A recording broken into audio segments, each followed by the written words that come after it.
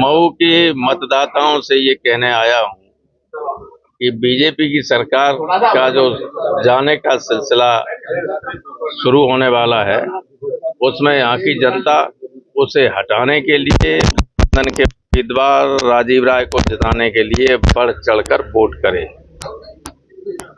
यही अपील करने आया। समाजवादी पार्टी पर लगातार जो विपक्ष है का आरोप लगा रहा है। समाजवादी पार्टी, आपने देखा होगा बीजेपी के लोग सब में लिखते हैं मोदी परिवार, तो उनके तो 500 लोग लड़ रहे हैं, हमारे तो बहुत ही कम लड़ रहे हैं। हमारे तो 63 लोग लड़ रहे हैं हमारे परिवार, उत्तर प्रदेश 63।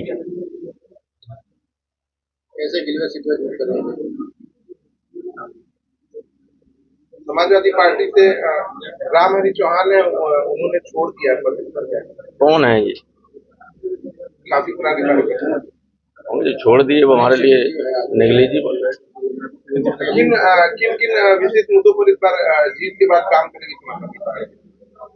वो तो आपने पढ़ा होगा, इंडिया गठबंधन का और सबका चुनाव घोषणा पत्र, और पार्टी जब सत्ता में आती है अपने घोषणा पत्र के हिसाब से ही काम करती है।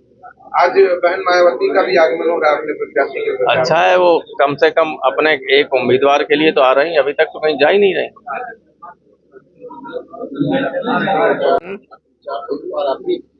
क्या भाजपा कह रही है 400 के पार, आप क्या कहेंगे?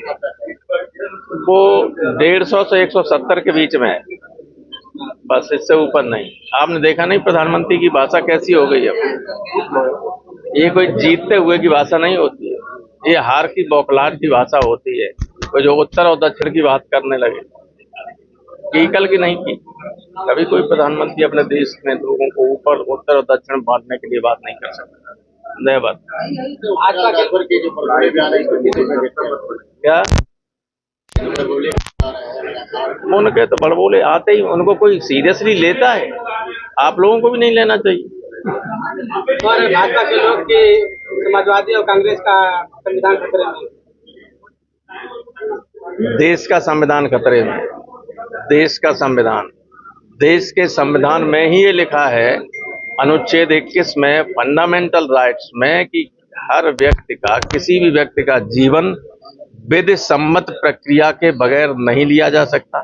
यहाँ रोजाना फर्जी इनकाउंटर होते हैं, जेल से बाहर भी आदमी असुरक्षित, जेल के अंदर भी असुरक्षित, और पुलिस कस्टडी में भी असुरक्षित। रोज मारे जा रहे हैं। आज गाजियाबाद में मेरे ख्याल से कुल मिलाकर जो एनकाउंटर हुए, मरे तो कम है लेकिन एनकाउंटर हुए 400 से ज्यादा, और सबके पैर में गोली लगती, किसी का जीवन सुरक्षित नहीं।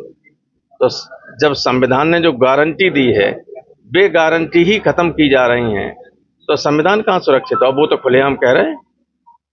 कर्नाटक के एक सीनियर बीजेपी के एमपी ने कहा कि संविधान बदलेंगे।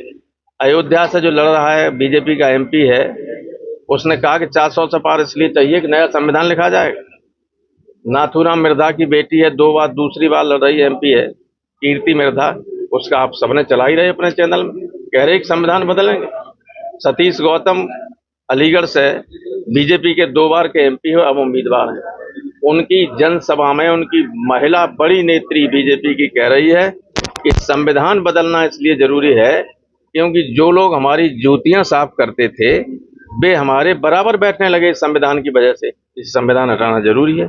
किसी भी बीजेपी के बड़े नेता ने इन लोगों के खिलाफ कार्रवाई नहीं की, किसी ने खंडन नहीं किया।